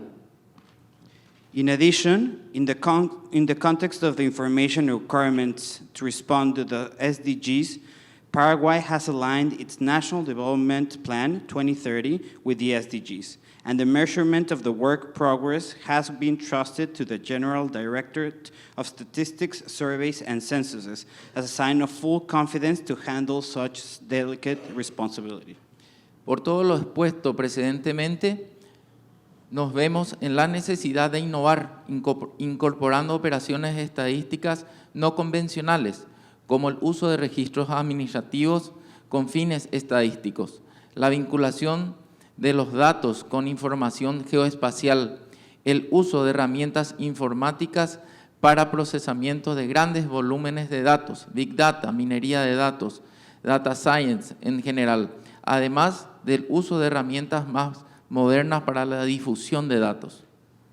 For all the aforementioned challenges, we are in need of innovation, and we do it so by incorporating unconventional statistical operations such as the use of administrative records for statistical purposes, the linking of data with geospatial information, the use of computer tools for processing large volumes of data, big data, data mining, and data science in general, in addition to the use of most modern tools for data dissemination. Este desafío podrá ser encarado con éxito en la medida que contemos con una planificación y coordinación estadística adecuada y el acompañamiento técnico y financiero de la comunidad internacional para que nuestro país se nivele a los estándares internacionales en materia de producción de datos y a las buenas prácticas en materia de calidad del dato, lo cual estamos seguros servirán de base para que el Paraguay siga creciendo como lo viene haciendo en los últimos 15 años.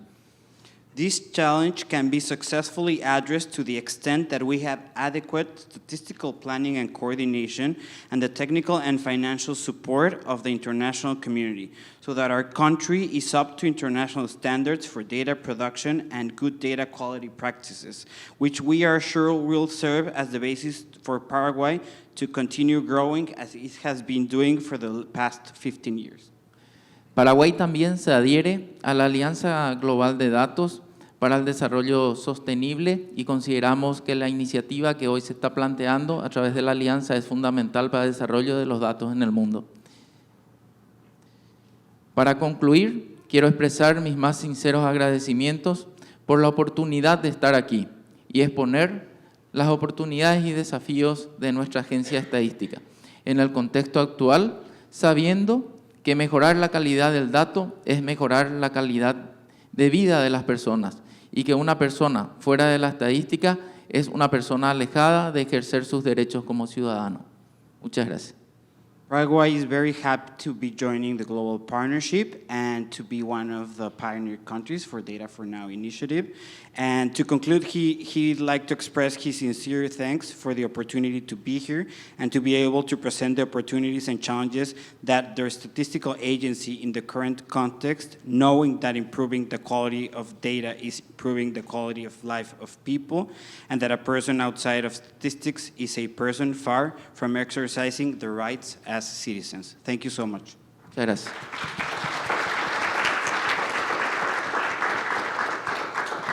Gracias, señora Ojeda, and gracias, Alonso. Thank you. We're running a little short of time. One quick point, Mahmoud Mohyeldin, and then let's see where we get to. Right. Just a follow-up of the good comments that I listened to now. And we all struggle in order to get matters related to fighting extreme poverty on track. And in an event that was hosted a couple of days ago between Brookings and Rockefeller, my good colleague Homi Haras and his team proposed very specific solutions. And any of these solutions cannot really happen without good data systems, accurate and timely. Proposing full access to digital cash transfer for women. That is very much data thirsty kind of an exercise. Proposing that we should increase per capita public spending on essential infrastructure by $1 a day in some particular areas, starting actually with Nigeria. That again needs better targeting. That with the private sector partnership, we're expecting them to go through the value chain and to map that every and each person who is suffering from extreme poverty had to be alleviated from that extreme poverty. Again, that needs some sort of great richness of data in order to do a better job. And it could be a follow-up to some old comment that Omar and his colleagues in the last meeting that we had in this building, when he mentioned and his colleagues something about how important and actually how deadly bad data could be in some circumstances. I was in Somalia just a few days ago. Without accurate data, and you are building an early warning system against drought and prevention of famine, and based on what David Beasley just mentioned now, if you don't really have good, accurate information, it's not just as accurately mentioned in the past that if words lose their meaning, people lose their freedom. If data lose their relevance, people simply, and as we see them, lose their lives in a country like Somalia. Thank you. That's a very good point. That's a tweetable moment right there. That was not the intention. It's basically an encouragement for more other members than Paraguay to join this important initiative. Absolutely. Thank you so much. Okay, so I'm going to go down the line. Alonso, I'm going to test your real-time translation skills now. I'm going to give you 20 seconds each, and I'm going to keep you to time. You have a room full of stakeholders here. What do you want people in this room to do? Shaida. Wow, 20 seconds. You already used 5 of them. Share your data and just stick with it. Stick with sharing data and using data. I think that would break this vicious cycle that we are in. Okay, excellent. Mahmoud. Well, just listen to Shaida. That's it. I think that could. No, that's an answer to everything. No, I'm really serious about that because the partnership, the determination, and the commitment of all of the stakeholders will make the essential change. And we have seen that this kind of commitment by a small team that they didn't really assume that they would be changing the world. They really change it in many ways for many people that the majority of them do not know. Okay, thank you. Omar Saidu from Ghana. Investments in national statistical offices is a necessary and important thing to do now to ensure data for now. This is Aranzaya. I would join to all of them and would say statisticians are not boring ones and that they are not scary ones. So please do like official statistics and collaborate with them. You know, do you know why we talk about statistical systems and, investment into official statistics? Because the data just has to have its standards. It has to be credible, it has to be, even we can have a timely data, but, it has to be official and it has to be methodology. So please do be nice to official statisticians. Okay. Ivan. El primer compromiso sería poner de moda las estadísticas, abrir ¿sí? The first step will be definitely to make a hype out of statistics, to put them at the forefront, to make them innovative and interesting. También, por supuesto, incorporarnos a este desafío de mejorar los registros administrativos y en nuestro país ser Instituto Nacional de Estadística, luego de 77 años que el Paraguay también tenga su instituto. Y por supuesto compartir la experiencia y recibir también la cooperación y compartir conocimiento con los países que necesiten. Nosotros necesitamos mucho apoyo, por eso estamos acá y también agradecemos la oportunidad. So for us, being a statistical office after 77 years is a high priority, is high on our priority list, and definitely administrative records, making better use of them for statistical purposes. Okay, everyone, thank you so much.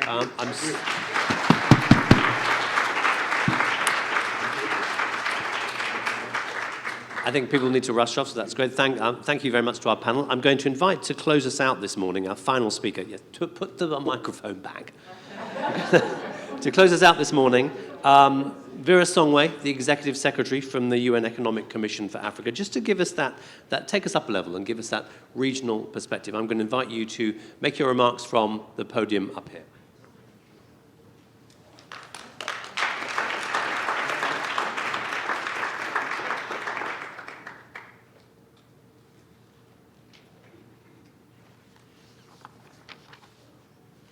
Good morning. I was just telling Jamie, I said, I was supposed to make remarks in the morning, so now I'm a little bit thrown off. But I'm very sorry, this is the UNGA, so you get taken and dragged into other meetings that start late and then you can't join. So I think it is my loss because the last panel was so interesting. I can only but imagine what the previous panel was. And I would like to see your movie or your, so maybe we will sure have a private viewing. Listen, I only start by, first of all, it's always, I lived in Mongolia for a while, so when I have someone in Mongolia on the panel and talks about Mongolia, I remember the difficulties that we had at the time of trying to get data on the livestock. It's easy to get data on humans in Mongolia. It's much more difficult to get data on livestock. And congratulations, I have a woman running the National Statistics Office of Mongolia. That's great. And I think that we've listened to two different statisticians all say, please support statistics officers. In 2 months in Zimbabwe, we're going to have all the Economic Commission for Africa is going to have all the statisticians of Africa in Zimbabwe. And you have changed my mind because I was thinking we just lock them in their room and then we sort of do something with them and they'll come out looking different and maybe we'll do something different. And the reason I was thinking that is because one of the things that we're really sort of talking about now is, the tension between civil registration, vital statistics, and digital identity. And I feel like it's two worlds apart that do not talk to each other. And it almost is the geeks and the old guys. And to have a young woman now in that mix, and maybe we should see whether we can bring you to Zimbabwe, it's really, I think, to begin to sort of, and somebody said, you know, you need to make data fashionable, and this whole concept of moving from, you know, CRVS, which is particularly critically important, to saying how do we use big data, how do we use, you know, instant data that is high frequency to be able to make decisions, because I think, as my good friend Mahmoud said, you know, if you don't have data, you can't make good policy. So with all the best intentions in the world, policy will be wrong if there is no data. So we can throw a lot of resources behind policy, but if you're doing it for the wrong reasons, then there is no point. And I think this is really where, with big data, with national statistics offices, with the fact that on the continent, which is Africa, we have about 530 million people that do not have an identity. We don't know them. We don't even know whether they exist. And Jamie, this is the campaign that I have for you, is finding the 250 million missing women on the continent, because we don't know where they are. We can't make policy for them. And essentially, I think this is where, this is the beginning of what Mahmoud was saying. If we don't know that you exist, we don't know your ails, we don't know your desires, we don't know what you need. At the Economic Commission for Africa, we actually have the African Center for Statistics. This is why we're bringing together all the national statisticians on the continent to begin to talk about how we can harmonize, you know, laws that have been 60 years in place for civil registration and vital statistics, with laws that can help us to use big data, with laws that can help us to go digital, with laws that can ensure that you can actually harmonize this data across the continent. Because that's the other problem, is we are a continent of about 1.2 billion people, and people are moving around. We just passed the African Continental Free Trade Area Agreement. We are pushing for free movements of people. We have on the continent about 14 million refugees. Some of them are doctors, some of them are physicists, some of them are scientists. But the minute you leave your country as a refugee, you leave your country with no data about yourself. So you were visible 3 months ago, crisis happens, you rush out of the country, you go to the next country, you can't be a physicist, we don't know who you are. And this is the cost of not being able to get that data. So I think part of, and the reason why we say let's move from the CRVS type data to big data, to digital data, to instant data that we can put together. And it's all these different dimensions. It's the women, it's the refugees in big numbers. The refugees on the continent are the size of Ivory Coast. So just imagine a country like Ivory Coast where we had no data on anybody. This is the magnitude of the problem for us on the continent, is how can you solve something like that? The other thing that we're trying to do is, when you look at the SDGs, we know today, and we just did a report with the African Development Bank, the African Union, and ourselves, that say that to be able to see whether we're making progress, and this is sort of Mahmoud's other sort of passion, is how do we know we're making progress on the SDGs? We're 10 years away from the SDGs, a decade away, but we don't even have some of the really, really basic data on baselines. How do we do that? And I think, again, as a data community, we need to come together and say, maybe we don't need to be purist, and maybe we can find other ways of getting data. Maybe we can use high-frequency data in sort of purchasing power. You know, the women of Kenya in a particular neighborhood, what are they doing? You know, can we get access to that data and deconstruct it to be able to tell a story? That will allow us to make policy. And in my sense is that that kind of innovation will help us fill the gaps. If we try to fill the gaps by doing LSMSs and health surveys, and we will never get there, because we just don't have the time to be able to first get the baseline data and then secondly move into how we do policy.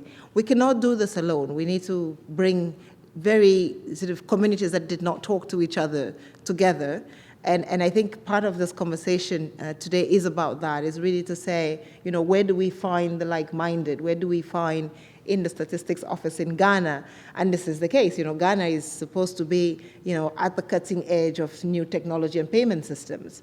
Why are you doing all this great stuff in payment systems and you can't do them with your statistics office? Can we bring, you know, like-minded people that are all looking at data, but looking at it in different cuts together, so that we see how we can use that data collectively to make sure that we can do policy in the right way?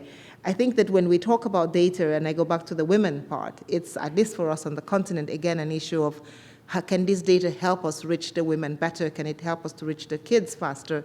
Can it help us to provide services? We know that when we have better data, then we can reduce waste and inefficiency. We do not have as the resources that are needed to be able to do all the things that we need to do. And so every time that we can save, and we know that issues of digital identity, for example, India was able to save $9 billion on its social transfers. Imagine if we could save $9 billion. The cost of digitizing Africa is $60 billion. If over 10 years we save $9 billion from bad transfers, we will be able to digitize Africa and move into a data-rich environment. So essentially, I think that there's huge opportunity. Partnerships, learning from each other is the message.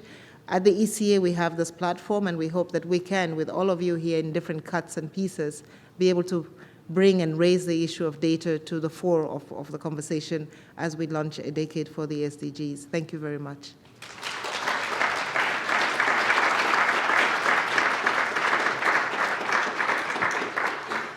Thank you very much, Sangwei. Thank you, everyone. As I said at the beginning, the reason we're here is because if everyone counts, we need to count everyone. Data for Now can help us do that in a way that can allow flexible and fast targeting of activities to ensure that we can double down on the areas of the SDG agenda where we are lagging in order to boost progress. Everyone in this room has a part to play. Next year at UNGA, there will be a check-in on SDG progress, and soon after that, many people in this room will gather again for the next World Data Forum in Bern, Switzerland. By then, let's make sure that we can show the kind of progress we need to unlock action on all the other goals. That means more resources, more capacity building, more training, and more and better data. We hope we can count on you. Have a good morning, everyone.